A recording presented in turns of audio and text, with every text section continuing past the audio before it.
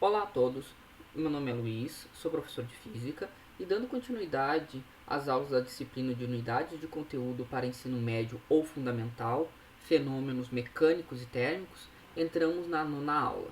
A nona aula trata da lei da conservação de quantidade de movimento. Mas antes da gente falar da conservação da quantidade de movimento, nós temos que definir o que é quantidade de movimento.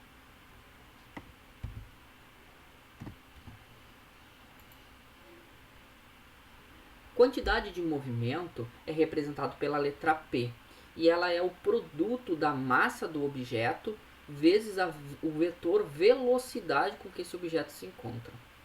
Olhando as unidades de medidas do Sistema Internacional, a massa do corpo é dada em quilograma e a velocidade é dada em metros por segundo. Portanto, a unidade de medida da quantidade de movimento é quilograma vezes metros por segundo. A quantidade de movimento ela é uma grandeza vetorial. Relembrando, uma grandeza vetorial tem três características. A primeira é o módulo, sentido e direção.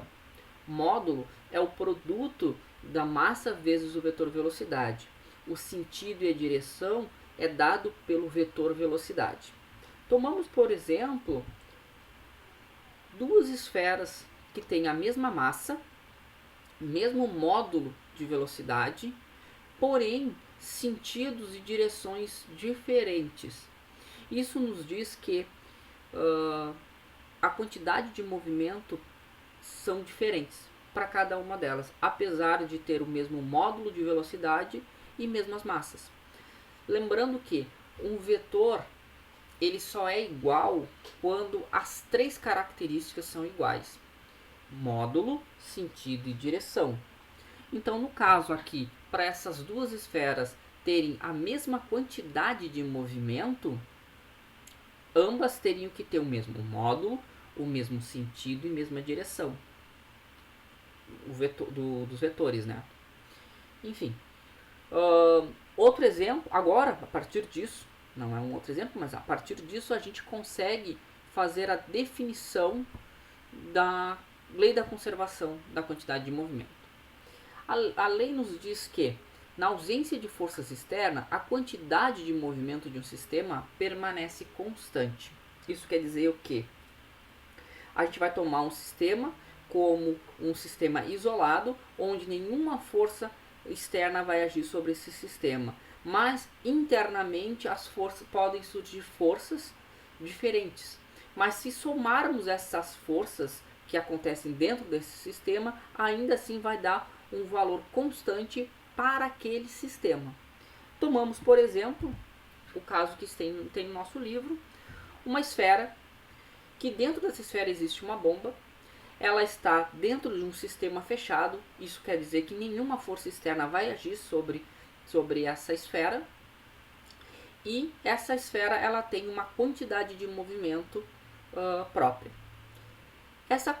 Em algum instante, essa bomba explode, fazendo com que pedaços dessa esfera sejam jogados em todas as direções.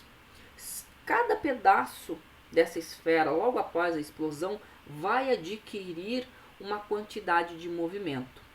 Porém, se nós somarmos todas essas quantidades de movimentos de cada pedacinho, a gente vai chegar na mesma quantidade de movimento anterior à explosão. Isso nos mostrando-nos que a quantidade ainda de movimento permanece constante. Outra definição que é importante para nós é a definição de centro de massa. Centro de massa de um sistema de partícula é o ponto que se move como ali toda a massa do sistema estivesse concentrado. A título de exemplo, tomamos o lançamento de um bastão. Ao lançarmos um bastão qualquer, ele pode tomar movimentos aleatórios, diferentes, que a gente não consegue descrever esse movimento. Mas existe um ponto nesse bastão que vai descrever uma parábola. E a gente pode substituir todo esse bastão por esse único ponto, onde todas as características do bastão estão incluídas nesse ponto, que é o centro de massa. Isso também acontece no exemplo que nós estamos trabalhando anteriormente, que é o caso da explosão da esfera. Se nós considerarmos essa esfera como uma esfera homogênea, o centro de massa vai coincidir com o centro geométrico dessa esfera, como está representado pelo vetor quantidade de movimento na figura. Uma outra questão é que todas as forças ela age no centro de massa. A gente pode considerar que qualquer força haja sempre no centro de massa. Por isso que o vetor na figura está apontando, está saindo do centro da esfera, porque esse momento ele está sendo aplicado, né? Ele é dotado desse momento no centro da esfera, que é o centro de massa dela, por ser uma esfera homogênea, claro. E então a gente pode mesmo inferir que, mesmo após a explosão, esse centro de massa ainda esse centro de massa é como ele não tivesse acontecido a explosão para ele. Então esse centro de massa ele não vai ficar ele não vai se alterar nesse sistema fechado, mesmo após a explosão. E podemos inferir que depois da explosão, esse centro de massa ele ainda continua a sua trajetória, a mesma trajetória, que é bem interessante. Isso tem uma aplicabilidade gigante na física, como será tratado mais para frente. Outra questão, outro exemplo, que inclusive está no nosso livro, texto, é o exemplo do carrinho com as molas. A gente vai tomar 2 carrinhos, cada carrinho, ambos os carrinhos têm a mesma massa, e eles estão presos por uma mola. Essa mola está comprimida, e a gente amarra um barbante que impeça com o relaxamento dessa mola. E aí esse sistema está parado. Se esse sistema está parado, com a mola comprimida, os carrinhos com a mesma massa, o centro de massa vai ser o centro da mola, que é um centro geométrico, podemos assim dizer. E a quantidade de movimento desse sistema é 0. Porém, se nós formos lá e cortarmos aquele barbante, cada carrinho vai adquirir uma certa quantidade de movimento. Um para a esquerda e o outro para a direita. Porém, ao somarmos essas duas quantidades de movimento, a gente ainda vai continuar com o valor inicial, que é 0.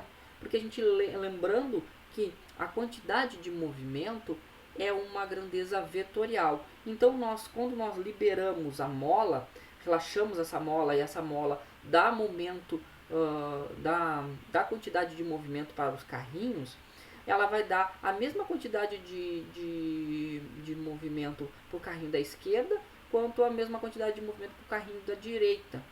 E então, como eles têm a mesma massa, esses vetores eles serão iguais. Sendo vetores iguais, ou mesmo se não fossem, já que é um sistema fechado, ao somarmos, eles vão dar um valor inicial, que é 0. Então, com isso a gente explica que consegue visualizar, né, que dentro do sistema fechado o centro de massa ele não vai se alterar e a quantidade de movimento também não vai se alterar, tá? E agora o próximo assunto que a gente vai dar continuidade vai ser a parte de colisões, que vai ficar com outro colega meu da disciplina. Muito obrigado.